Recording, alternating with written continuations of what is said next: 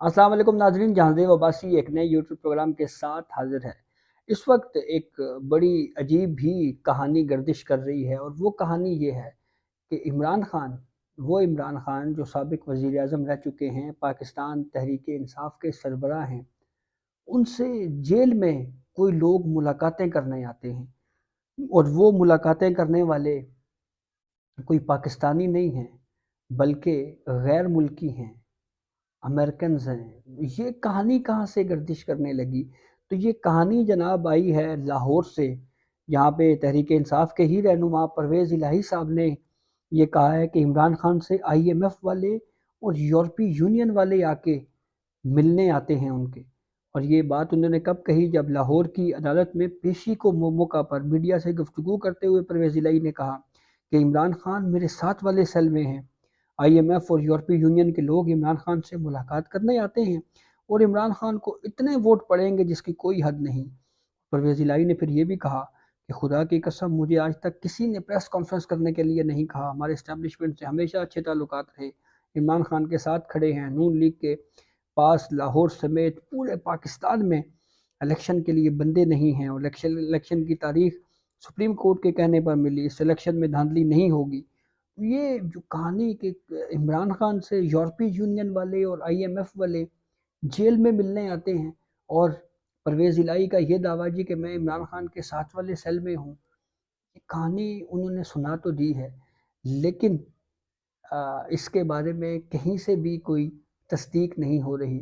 जैसे मुख्तलिफ जर्नलिस्ट जो हैं, मुख्तलिफ सहाफ़ी जो हैं, वो इस बात को न सिर्फ डिनाई कर रहे हैं बल्कि ऑफिशियली भी इस हवाले से कोई कंफर्मेशन इसकी नहीं हुई। और वैसे भी ये कैसे मुमकिन है कि जेल में कैद एक शख्स के साथ ये किस तरह से कोई मुलाकात हो सकती है और ये किस हैसियत में ये स्टेटमेंट परवेज़ इलाही साहब दे गए।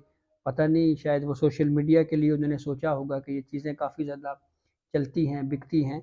तो वैसे भी ये इस तरह की स्टेटमेंट शायद इमरान खान के अपने अगेंस्ट जाए कि यूरोपीय यूनियन के लोग अगर इमरान खान से मिलेंगे तो ये कोई इमरान खान के शायद ये उसके अगेंस्ट ये बात जाए, क्योंकि इमरान खान का एक नैरेटिव रहा और उस नैरेटिव को बहुत से लोगों ने यहाँ पे उसकी पैरवी करते हुए अपनी गाड़ियों के पीछे एब्सोल्युटली नॉट के स्टिकर लगा दिए और बड़ी बड़ी कहानियाँ होती रहीं और बड़े बड़े दावे किए जाते रहे।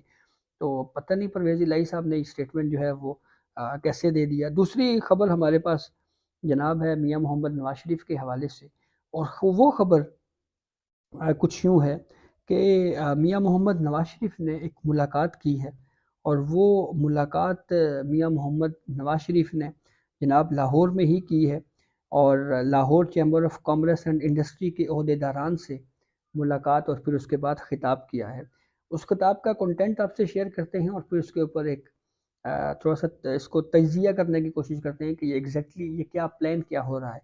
तो मुस्लिम लीग नून के कायद और साबिक वज़ीर आज़म नवाज शरीफ ने मईशत बहाली का रोड मैप भी दिया है उस मुलाकात में और ये कहा है कि उनकी पॉलिसी ये होगी कि इंडस्ट्री में लगने वाले पैसे के बारे में नहीं पूछा जाएगा कि ये पैसा कहाँ से आ रहा है।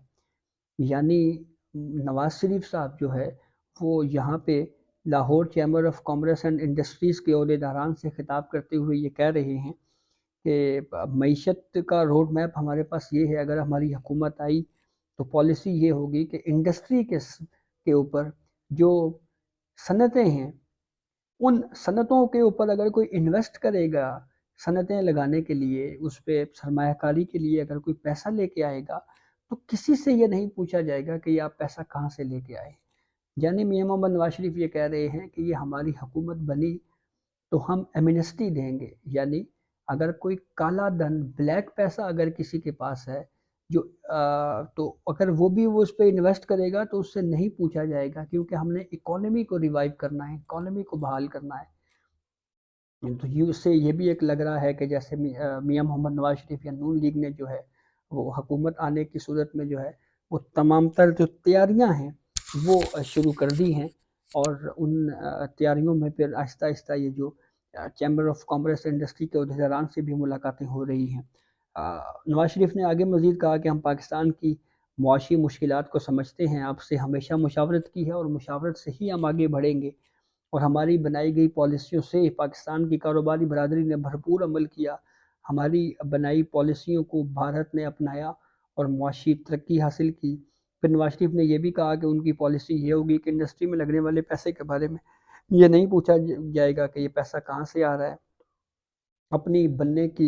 اپنی حکومت بننے کی صورت کی طرف اشارہ کرتے ہوئے انہوں نے کہا شرح سود کم کرنے کے حوالے سے انہوں نے بات کی کہ 22% شرح سود پر کون جو ہے وہ کاروبار کرے گا۔ اپنے دور حکومت میں ڈالر 104 روپے سے آگے ہم نے ہلنے نہیں دیا۔ 1990 کی انہوں نے مثال دی کہ 90 کے دور کی پالیسیاں اور ترقیاں جاری رہتی تو آج پاکستان بہت آگے ہوتا۔ اور پھر 2013 سے 2017 کے دوران پاکستان دنیا کی 24ویں معیشت بن چکا تھا۔ پھر انہوں نے یہ بھی کہا 1998 میں ایٹمی دھماکے کیے تو اسلامی ممالک پاکستان کو اپنا رکھوالہ سمجھنے لگے تھے۔ آج یہ حالات ہو گئے ہیں کہ 1 ارب ڈالر کے ہم محتاج ہو چکے ہیں۔ یہ کلاڑی ہم نے خود اپنے پاؤں پر ماری ہے اور یہ برے دن ہمارے اپنے فیصلوں کی وجہ سے پیدا ہوئے ہیں۔ ہمارے دور میں 6.25% پالیسی ریٹ تھا، آج 22% ہے۔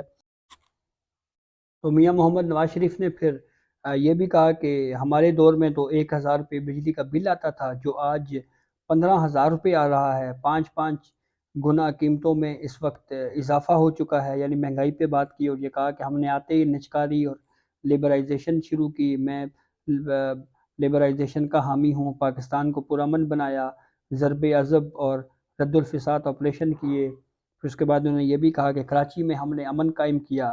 ترقیاتی بجٹ تقریباً 1000 ارب روپے تک ہم لے کے گئے تھے۔ پاکستان کی تاریخ میں پہلی بار IMF پروگرام ہم نے مکمل کیا۔ اور پھر اس کے بعد میاں محمد نواز شریف نے وہ مزید جو اپنے جو دور میں کے حوالے سے جو منصوبے اور دیگر چیزیں پر بات کرتے ہوئے کہا کہ ہم نے بجلی بنانے کے منصوبے بنائے۔ اس وقت ملک میں عوام کو درپیش تمام مسائل پر ہماری نظر ہے۔ اور پھر سابق وزیر اعظم نواز شریف کی کارکردگی کی تعریف کرتے ہوئے کہا شہباز شریف نے حکومت کو پاکستان کو ڈیفالٹ ہونے سے بچایا اور پاکستان کی خاطر مشکل لیکن قومی مفاد میں فیصلے کیے۔ یہ بہرحال جو آخری پورشن ہے کہ جی شہباز شریف کی کارکردگی بڑی اچھی تھی، یہ ویسے کوئی سمجھ میں نہ آنے والی بات ہے۔ اور ایک طرف یہ کہہ رہے ہیں جی کہ بڑے مشکل فیصلے کیے انہوں نے لیکن انہوں نے ڈیفالٹ ہونے سے بچایا۔ لیکن جو ایک چیز بالکل کلیئر ہے کہ پھر جو اگر کچھ دیر کے لیے یہ سمجھ لیں جی کہ اس سے پہلے PTI نے جو کچھ کیا تھا تو وہ سب کچھ پھر آخرکار نون لیگ کے گلے میں یا نون لیگ کے گاٹے میں آ کے فٹ ہوا۔ جس طرح کی قانون سازی کی گئی، آفیشیل سیکریٹ ایکٹ ہو گیا یا دیگر جو قوانین بنائے جاتے رہے، اس کے اوپر بہرحال سوالات اٹھائے اب بھی جا رہے ہیں۔ نیب قانون گو کہ وہ اس میں بہت سی چیزیں بہتر ہیں، اور جس طرح کے عدالتی فیصلوں میں بھی پولیٹیکل انجینئرنگ کے لیے نیب کو استعمال کرنے پر بات ہوتی رہی، وہ الگ معاملہ ہے۔ لیکن کچھ قانون بھی PDM کے 16 مہینوں میں ایسے بنائے گئے جس کے اوپر بہت زیادہ کرٹیسزم ہوتا رہا اور اب بھی ہو رہا ہے۔ تو بہرحال یہ دو بڑی خبریں تھیں جس سے ہم نے سوچا آپ کو آگاہ کیا جائے۔ اجازت دیجیے، اللہ حافظ۔